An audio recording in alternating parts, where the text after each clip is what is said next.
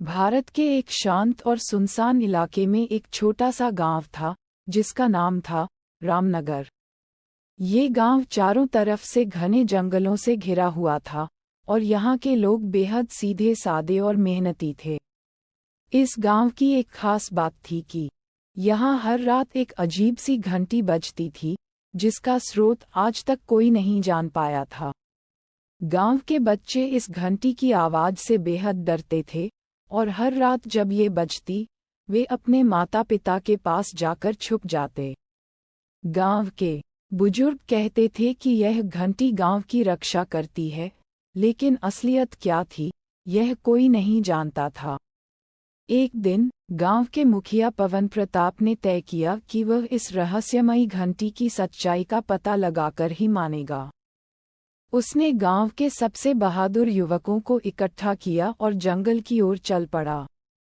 पवन प्रताप और उसके साथी जब जंगल के गहरे हिस्से में पहुंचे तो उन्होंने देखा कि वहां एक पुराना और टूटा-फूटा मंदिर था। मंदिर के अंदर एक प्राचीन घंटी लटकी हुई थी जो खुद ब खुद बज रही थी। पवन प्रताप ने अपने साथियों से कहा, हमें इस घंटी को बजने से रोकना होगा। शायद यही हमारे गांव की मुसीबतों का कारण है। लेकिन जैसे ही उन्होंने घंटी को छूने की कोशिश की, एक तेज रोशनी फैली और पवन प्रताप और उसके साथी बेहोश हो गए। जब वे होश में आए तो उन्होंने खुद को गांव से दूर एक अजनबी जगह पर पाया। वहां कोई भी घर या लोग नहीं थे, सिर्फ एक बड़ा सा पेड़ खड़ा था। पवन प्रताप और उसके साथियों ने उस पेड़ के पास जाकर देखा तो वहां एक शिलालेख था जिस पर लिखा था, यहाँ से वापस जाने का रास्ता नहीं है। वे सब घबराए हुए थे, लेकिन तभी उन्हें एक बूढ़ा आदमी दिखाई दिया। वह आदमी बोला, तुम लोग उस घंटी की सच्चाई जानना चाहते हो? तो सुनो, ये घंटी इस गांव के लोगों की रक्षा करती थी, लेकिन एक दुष्ट जादूगर ने इसे श्रापित कर दिया।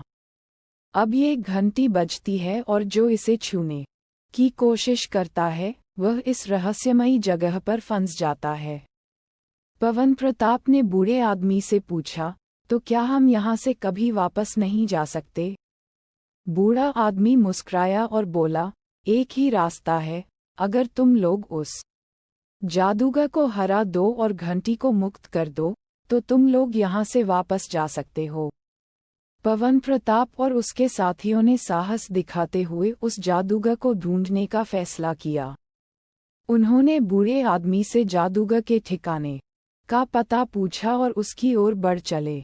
रास्ते में उन्हें कई अजीब और खौफनाक जीवों का सामना करना पड़ा, लेकिन उन्होंने हार नहीं मानी और आखिरकार उस जादूगर के किले तक पहुंच गए। वहां एक भयंकर लड़ाई छिड़ गई।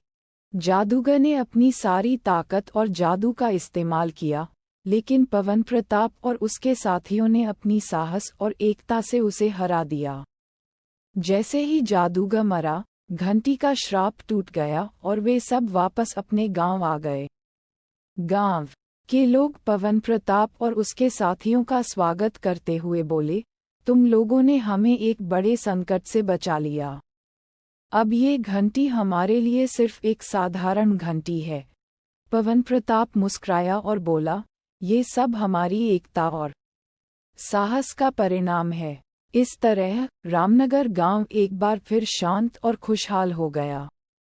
गांव के लोग अब हर रात उस घंटी की आवाज सुनकर डरते नहीं थे, बल्कि उसे अपने साहस और एकता की निशानी मानते थे।